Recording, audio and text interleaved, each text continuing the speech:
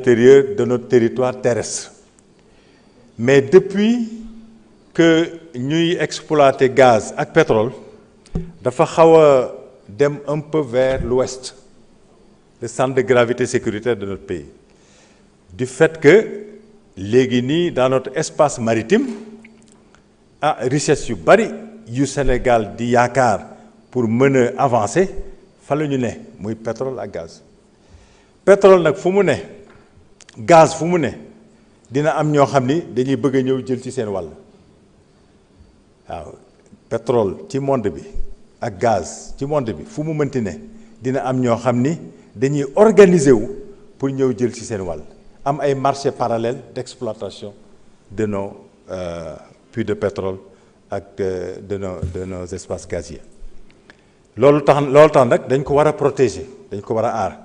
Marine nationale Sénégal am na ay patrouilleurs de haute mer Sénégal yàlla dimbali na ko at yi passé vraiment su ngeen seetloo suñu marine jot na ay capacités yoo xam ni capacités yu am solo la qui lui permettent de pouvoir vraiment rayonner en mer. loolu la ñuy def ba foog nañ ni fi mu ne nii nos espaces maritimes sont relativement bien surveillés. C'est jamais parfait. On peut toujours améliorer. On est dans une dynamique de renforcer, de monter en puissance. Mais nag li ñu am vraiment soo ko comparé ak la ñu amoon ay at a ngi nii ca ginnaaw vraiment def nañu ay avancées extraordinaires ci année yi passé. Protection yi marine nationale daf koy def en bonne intelligence ak ñi nga xam ni ñooy exploiter. soo demee GTA marine dafa am benn convention moom ak marine mauritanienne pour vous dire que ñun tamit vraiment war nañoo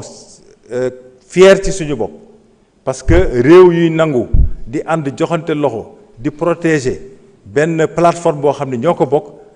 bariwul ci monde bi mais ñun ak Mauritanie dañ joxante loxo suñu ñaari marines yi ñoom ñooy travailler de manière coordonnée pour sécuriser GTA bi nga xam ne moo nekk au nord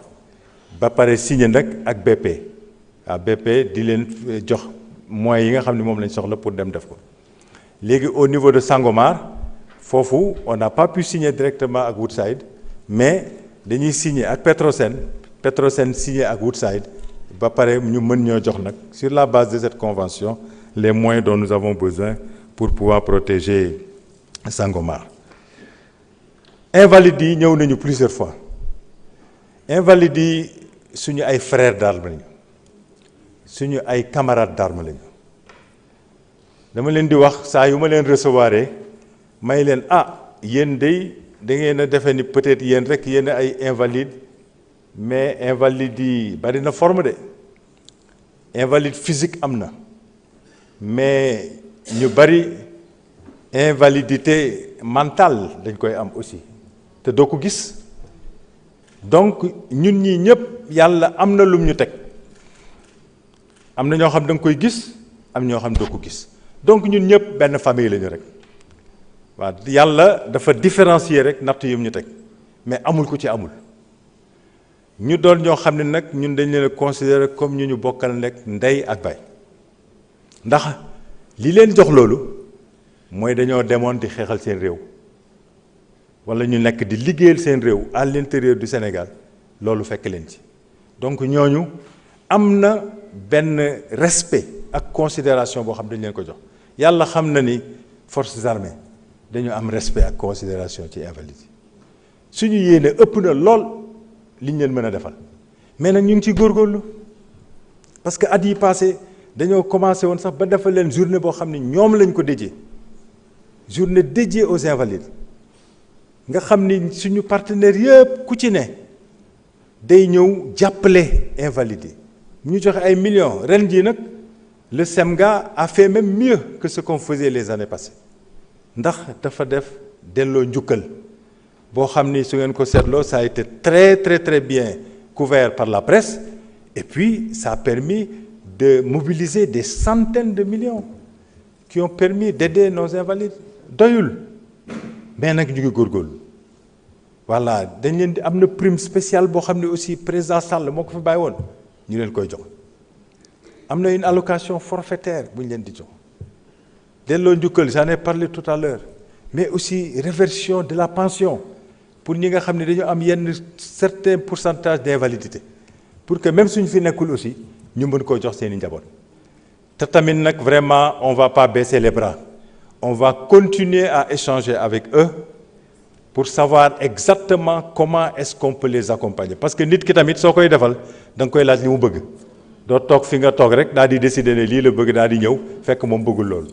waaw donc waxtaan bi dina continuer te tamit vraiment ñu ngi ñaan Sénégalais yépp, parce que ñoom ñëpp nag c'est des invalides de la République, du ñu ay invalides du force armée rek, invalides de la République. donc République bi yëpp moo war a joxante loxo pour jàppale leen, sargal leen. te tant que yaa ngi dund nag ah yàlla mën na def nga fekk leen de bokk ci, parce que tant que demuloo suñu borom xamoo lim la réserver ci lu baax ak safaan ba. voilà donc vraiment aussi loolu laa bëggoon wax ci invalide. Orpaillage clandestin, c'est un sérieux problème dans la partie orientale de notre pays. Armée ak gendarmerie suñ leen wonoon les résultats des opérations yi ñuy mëne foofu ah waxuma ne di ngeen am satisfaction à 100%, mais di ngeen xam ne du loo xam ne dañoo bàyyi nit ñi rek ñuy def lu leen neex. waaw malgré les élongations, parce que foofu espace yi dañu xaw a gudd te tamit suñu présence war nañ koo mën a améliorer, mais malgré la présence limitée et qui peut être améliorée et qui va être améliorée très bientôt, vraiment gàcce ngaalaama suñu gendarme yi ak suñu militaires yi fa ne suba ngoon dans des conditions difficiles ñu ngi góorgóorlu pour que orpaillage bi vraiment du doon loo xam ni day yàq foofu. surtout que am na benn honorable député bu ko wax sànq, dafa am ay étrangers yu bari yu fay ñëw, dafa bari étranger ak malheureusement nag tous les trafics yi muy générer, le grand banditisme, bon malheureusement comportement sax yoo xam ni rafetu la wax yi fay am. mais loolu au-delà des efforts que nous faisons au niveau national, bon xaw nañ ñu ko reprocher à un certain moment parce que dañoo dem joxante loxo ak suñu mbokk maliens yi, dugguñu ci li maliens yi di def pour lutter contre le terrorisme. demuñu foofu ne dañuy ànd ak ñoom lutter contre le terrorisme, defuñu loolu. dañ leen a wax ne frontière bi ñoo ko bokk, mu neex ñu wala mu naqari ñu frontière bi. ñun ñoo ko bokk. 5 minutes hein? Il reste 5 minutes. Ouais. Voilà donc dañ ko war a toppatoo ñun ñaar. et puis Mali ak Sénégal di def ay patrouilles conjointes ku nekk sa côté mais dañ koy coordonner. bon temps yi passé suñu mbokk Maliens dañoo amoon ay jafe-jafe yoo xam ni dafa leen a jël ñu nekk feneen ba peut-être amuñu woon temps pour ñëw def ay patrouilles, mais bis bu leen ko yàlla may c'est sûr que patrouilles yooyu day continuer. bon mise en œuvre concept armée-nation, damay wax ne lu baax la. concept armée-nation bokk na ci li nga xam ni mooy suñu fierté ñun sénégalais, mooy suñu fierté ñun forces armées. mais il faut que tamit li may wax rek ñu fexe am un bon équilibre entre l'engagement qui est attendu de nous dans le développement socio-économique, qui est très important, mais également le fait qu'on attend de nous que nous soyons prêts à mener des batailles le jour qu'on nous appellera pour aller mener des batailles. Et ça, si vous êtes trop engagé dans des activités qui ne sont pas opérationnelles,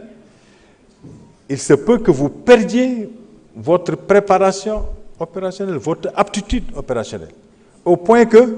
le jour qu'on aura besoin de vous pour aller défendre l'intégrité territoriale du Sénégal, protéger les populations et leurs biens, peut-être que bu boobaa mën nañoo gis ne kat y a des failles. Donc encore une fois, il faut un bon équilibre entre le fait que dañu war a jàpp ci inondation yi, dañu war a jàpp ci santé bi, dañu war a jàpp ci bassin yi ñuy defar, dañoo war a jàpp, oui, mais en même temps aussi il faut que militaires yi aussi am temps wu préparer, parce que matériel bi honorable Thiam doon wax sànq ne dafa ñu gis que 4 avril mu génn mais après day dugaat, matériel boobu pour loolu la matériel boobu c'est pas pour gérer malheureusement les questions de sécurité publique c'est un matériel souvent de guerre boo xam ne dañ ciy entraîner dañ ciy def ay exercices dañ ciy def ay manœuvres li ma leen wax sànq rek dañuy planifier toujours ba pare daal di koy exécuter comme si c'était réel pour que yàlla tere bis bu nekkee une réalité bu boobaa on sera pas en terrain perdu te tamit exercices yooyu daf ñuy permettre ñu xam environnement bi ñu xam suñu dëkk les coins et les recoins moom la ñuy wax dominer le terrain soo dul génn di def ay exercices def ay manœuvres bis bu problème amee soo génnee da ngay découvrir te loo découvrir pour que nga mën faa opérer de manière optimale day difficile loolu tax militaires yi dañuy génn di def ay exercices pour xam loolu. maintenant nag aussi am na ku ma doon wax ne ma ndax yéen nangu ngeen contrôle parlementaire li nga xam ni moom la ñu considérer comme colonne vertébrale d'une démocratie libérale c'est le contrôle démocratique des forces de défense et de sécurité par les autorités démocratiquement élues. Et au Sénégal, ça c'est une réalité. Militaires yi ñi dul militaire ñoo leen di superviser. Pour superviser, contrôler, il faut que aussi nga jël temps xam ki ngay contrôler. Moom it mu xam ki koy contrôler. Donc cette interaction entre le Parlement, entre l'exécutif et les corps habillés, c'est fondamental pour le contrôle démocratique. Bon, li ma dese bariwul mais dama ciy wax ne forces armées lu mu xarañ lu mu bëgg liggéey lu mu am matériel force armée moom rek nekku fi de dañoo am yeneen force de défense et de sécurité ñoo xam ni ñoo bokk ndey ak baay dañoo war a liggéey ak ñoom forces armées moom ak police du ñu ay concurrents ay doomu ndey lañu dañoo war a liggéey ensemble man ak ministre de l'intérieur ay doomu ndey lañu dañoo war a joxante loxo parce que réew mi moo jiitu considération personnelle noonu la ñu war a liggéey ak douane noonu la ñu war a liggéey ak ay administration pénitentiaire ak waaye eaux et forêts ak jëpp léegi aussi ma jeexal rek ne aussi honorable député Awa Dione